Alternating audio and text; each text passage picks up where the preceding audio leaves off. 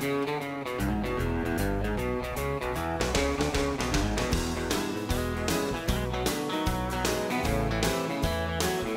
welcome back to Focal Point AFR Talk, looking urgently for a story that I had in the stack from yesterday. I've got it. I want to be sure we get to this story today, so I'm going to put it right at the top of that particular stack. Now, yesterday, what we saw with Rand Paul was an example of representation at its finest. Now, this is how you do a filibuster. What Rand Paul did yesterday, that is how you do a filibuster. We shouldn't have this Mickey Mouse stuff where somebody can just raise his hand and say, I want a filibuster, and then it takes 60 votes to close debate. There's no debate going on whatsoever. It's a pro forma filibuster, and I believe completely that we ought to have unlimited debate. You know, I believe that in a representative body, a deliberative body like the Senate is supposed to be, this is supposed to be the greatest deliberative body in the world, fine, then let them deliberate. If somebody has got a complaint or they've got a position on an issue, then let them make their case. Let them take as long as they want to make their case. You got 100 senators, so you could have a lengthy debate, but that's the whole point of having a deliberative body. Let them debate. Let's have unlimited debate. But then at some point, I believe you need to close the debate, and I think you ought to have a mechanism by which you can close the debate if it becomes evident that people are just stalling for time. They really don't have another point to make. They don't have an argument to make. They don't have anything else to contribute to the discussion or to the debate. They're just trying to stall a vote. Well, then you need to have a way to be able to bring that to a close. I'm fine with that, and I'm fine with 60 votes being the threshold to terminate debate, but only after everybody. And see, that's a protection. If it takes 60 votes, it's usually going to take people from both sides of the aisle to get that done, and that will keep one party from simply terminating or ending debate before it even starts. So I think you need unlimited debate, but I do think you need a means to close debate, and I think the threshold ought to be very high, and I think 60 votes is just fine. Now, what's happened? This filibuster that Rand Paul engaged in yesterday, it worked. It worked. Senator McConnell is out there saying today it's going to take 60 votes to bring closure on John Brennan till we get to the vote. We're going to have 60 votes to end the filibuster. Well, there's no filibuster because Rand Paul's done talking. So it's this Mickey Mouse filibuster. But nevertheless, Mitch McConnell was not saying that. He was not saying that before Rand Paul got up and did his filibuster thing on the floor of the Senate. He went for 12 hours and 52 minutes. I want to play some sound bites from the filibuster. Rand Paul had some company up there, guys that were emboldened by his stand and stepped up and stepped to his side. This is terrific. This is great news because he started out all by himself. Remember, he said, look, if there were more people with courage in this body, I wouldn't be the only one standing up here. Well, by the time he was done, let me just give you the list of the people that wound up stepping up to the plate and participating in the filibuster with him. Let's get to the list of nobles. You had Ted Cruz. We're going to hear from him in a minute. You had Marco Rubio. You had Mike Lee from Utah. That guy's a total stud when it comes to the conservative agenda. I think he got 100% from the Club for Growth, just like Ted Cruz is going to do, and I think Marco Rubio got 100% from the Club for Growth.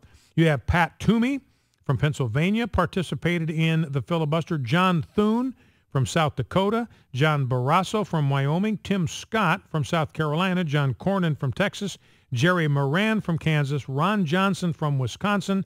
Jeff Flake from Arizona. Mitch McConnell weighed in at the end, and Saxby Chambliss from Georgia. And the thing I want you to observe is how many of these are young senators. What I mean by young, I mean new to the Senate. You know, Rand Paul is in his first term. Ted Cruz is in his first term. Marco Rubio is in his first term. Mike Lee is in his first term. Pat Toomey is back. He's been there before. Tim Scott is in his first term. Jerry Moran, I believe, is in his first term as a senator. Ron Johnson is in his first term from Wisconsin, even though he's a seasoned businessman. Jeff Flake is in his first term from Arizona. So my point is, ladies and gentlemen, this is good news. we've got some young bucks up there. We've got some young blood.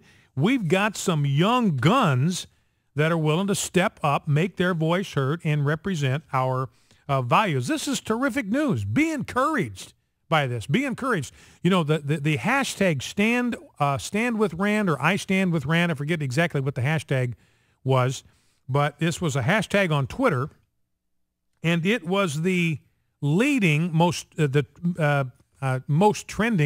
trendingest. They've got this thing on Twitter where the hashtag that gets the most posts is considered to be trending, and one of those hashtags is going to have more posts to it than any other hashtag.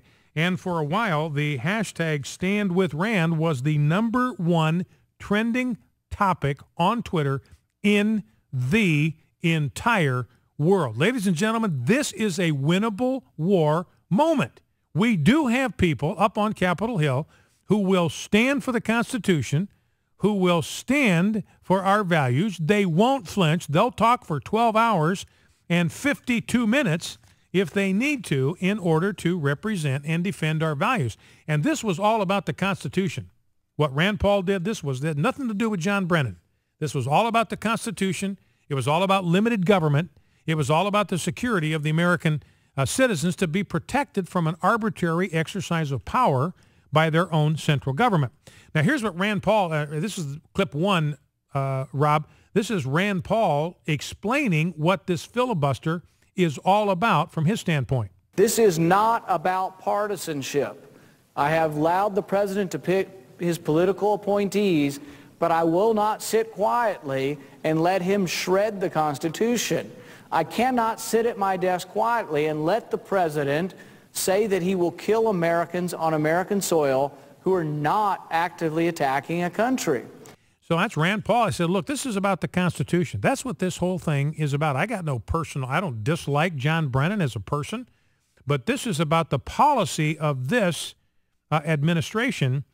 I haven't heard yet, he said, the president say that he will not kill Americans on American soil who are not actively engaged in attacking our country.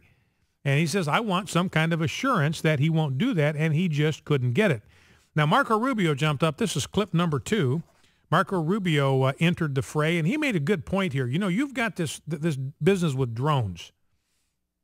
You know, and Jeff, tell me the point. You were making this point to me when we were getting ready for the program about this hypocrisy from the left when it comes to waterboarding and drones. Oh, was that the one where I was talking about that's ironic or a little uncomfortable for the Nobel Peace Prize winner to now be hesitating so much on the use of drones in America? Yeah, you know, Jeff was making the point. Look, this guy, Obama won the Nobel Peace Prize, Mr. Peace, Mr. Gandhi. And now he's in hot water. Well, he's on the hot seat because he won't promise he's not going to use drones on American citizens. That's Mr. Nobel Peace Prize.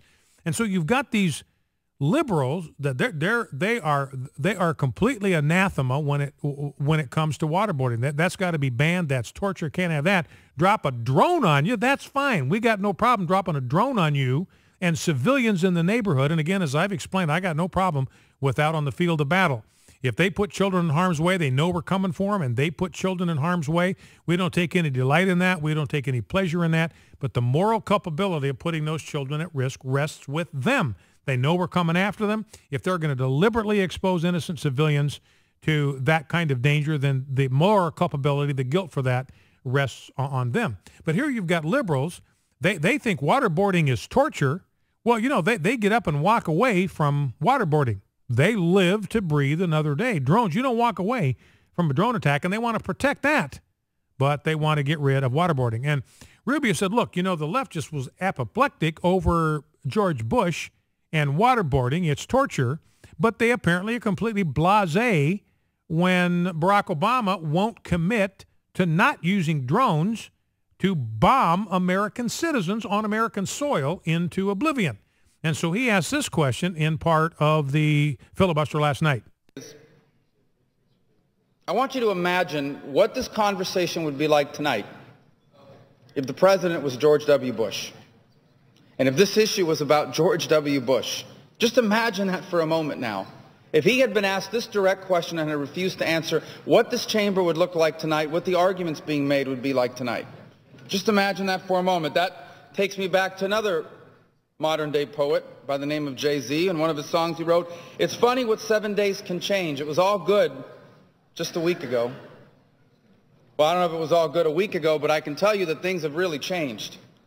Because if the president was George W. Bush and this was a question being asked of him and his response was the silence we've gotten, we'd have a very different scenario here tonight, except that I actually believe the senator from Kentucky would be on the floor making the exact same arguments he's making. And that's the point that Marco Rubio is saying, look, this is for us, this is not even about political party. This is not about being Republican. This is not about being Democrat. This is about being an American and believing in the limitations that the Constitution draws around the federal government. That's what this is all about, and I believe he's right. I believe that Rand Paul would have taken on George Bush if George Bush wouldn't tell the American, and George Bush would have, he would have said, absolutely not. There's no way we're going to use drones on American citizens on American soil. We're not going to do it. I mean, George Bush wouldn't hesitate. His attorney general wouldn't hesitate. But if George Bush was saying the same thing that Barack Obama was, I have no hesitation in believing that Rand Paul would be on the floor saying exactly the same thing about President Bush. You know, and genuine conservatives, I mean, I've been very critical of George Bush for any number of things because conservatives are driven by principle. And I've been over the stuff that I've had differences with George Bush on, and because conservatives are driven by principle, and we don't care who lines up with principle. We'll support them if they line up with us on that particular point. We'll work with them. We'll collaborate with them. And even if they're on our team, they wear our jersey, but they're on the wrong side of an issue, then we aren't going to hesitate to call them out on that. So we're going to take some calls in the next segment. I got some more filibuster sound bites to play for you, and we'll also play the exchange. I believe we may get to that. We may not get to that the next hour, but Ted Cruz, his exchange with Eric Holder over this whole drone business. And we want to take your phone calls. So if you've got an opinion on Rand Paul's filibuster, I've got John McCain, cranky John McCain, got out of it. Well, never mind. Cranky John McCain got on the floor this morning and he trashed Rand Paul, told him to calm down. He says if Mr. Paul wants to be taken seriously, he needs to do more than pull political stunts to fire up libertarians. Back with your calls. Stay with us.